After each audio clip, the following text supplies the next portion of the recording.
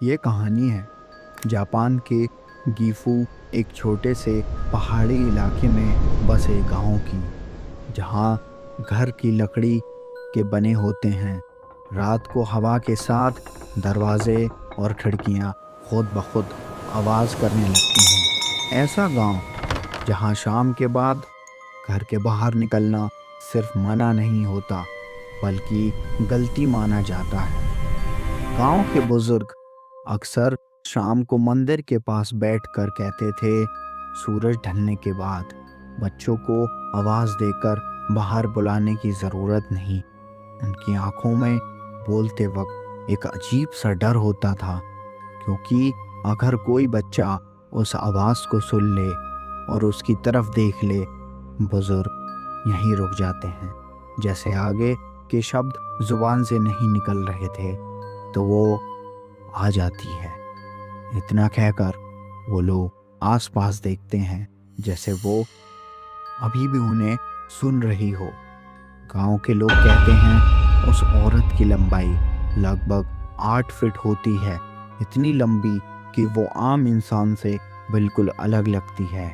वो सफ़ेद कपड़ों में होती है, बिल्कुल सिंपल, लेकिन उसके सर पर एक बड़ी सी सफ़ेद टोपी होती है जो उसके चेहरे को आधा छुपा लेती है। उसका चेहरा कभी पूरी तरह दिखाई नहीं देता और इसी वजह से गांव के लोग उसे डर के साथ कहते हैं हाची साकुनामा। उसी साल गांव में एक लड़का रहता था, यूता तनाका, सिर्फ 9 साल का। हमेशा हंसते रहने वाला, तेज भागने वाला और कहानियों पर बिल्कुल भरोसा न करने वाला। यूता को लगता था गांव के लोग बस बच्चों को डराने के लिए ये सब कहानियां बनाते हैं। उसके लिए हाची साकुनामा सिर्फ एक नाम था और ज़्यादा कुछ नहीं। एक शाम स्कूल के बाद जब बाकी बच्चे घर चले गए, यूता खेलते खेलते गांव के बाहर खेतों के पास पहुंच गया। शाम का अंधेरा धीरे धीरे जमीन पर उतर रहा था। तभी उसने एक आवाज सुनी, ओ पो पो। आवाज ने ज्यादा तेज थी न बिल्कुल धीमी, बस काफी थी ध्यान खींचने के लिए। यूता ने सोचा शायद कोई औरत खेतों के पास उसे बुला रही होगी। उसने बिना डरे पीछे मुड़कर देखा, पर जैसे ही उसकी नज़र पड़ी, वो औरत बाकी सब लोगों से काफ़ी ज़्यादा लंबी थी।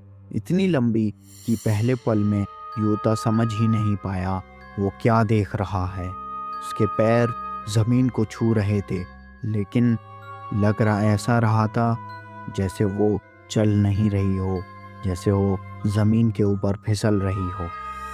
और तभी वो आवाज़ फिर से आई, अब पहले से थोड़ी ज़्यादा पास, पो पो पो। यूता के सीना जोर से धड़कने लगा, उसके पैर अपने आप पीछे हटने लगे। अब उसे समझ आ रहा था गांव के बुजुर्ग झूठ नहीं बोलते थे। तभी हाची साकुनामा ने अपना सर धीरे से नीचे झुकाया, जैसे जैसे वो यूता को पूरी तरह देखना चाह रही हो। और यूता ने जो देखा, उसका चेहरा बिल्कुल खाली था, न आंखें न भाव, सिर्फ एक अंधेरा सा खालीपन।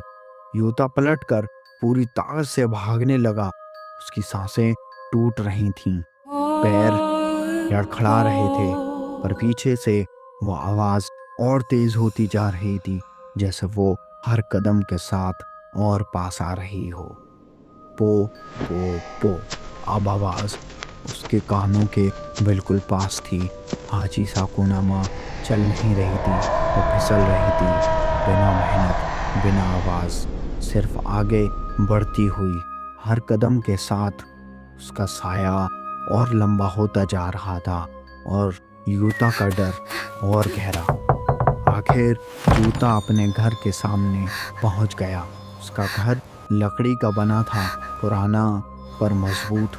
दरवाज़ा बंद था। यूता ने पूरी ताकत से चिल्लाया, माँ, दरवाज़ा खोलो। उसकी आवाज़ कांप रही थी। उसकी माँ केक्यो तनाका घबरा कर दरवाज़ा खोलती है और यूता सीधा अंदर गिर पड़ता है। दरवाज़ा ज़ोर से बंद हो जाता है। बाहर सिर्फ वही आवाज़, पो पो पो। उस रात गांव के शिंतो प्रेस्ट ने कहा, हाचिसाकुनामा घर के अंदर सीधा प्रवेश नहीं कर सकती। उसने यह बात बहुत गंभीर आवाज़ में कही, पर अगर कोई बच्चा उसके एक बार भी देख ले तो वो उसे कभी नहीं छोड़ती। 3 दिन बाद यूता तनाका अचानक गायब हो गया। ना कोई आवाज़, ना कोई निशान। उसके कमरे की खिड़की के बाहर सिर्फ एक चीज़ मिली, वो सफ़ेद टोपी।